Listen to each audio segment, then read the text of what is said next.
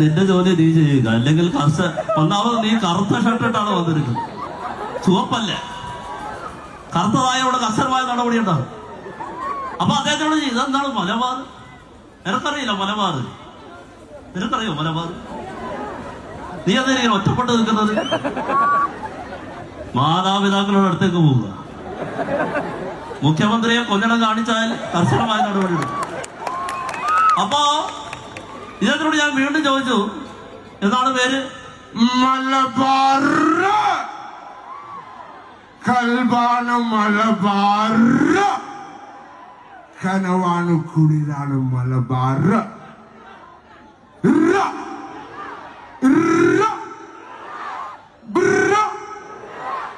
അതാണ് നമ്മള് പാടണം. ചെങ്ങായി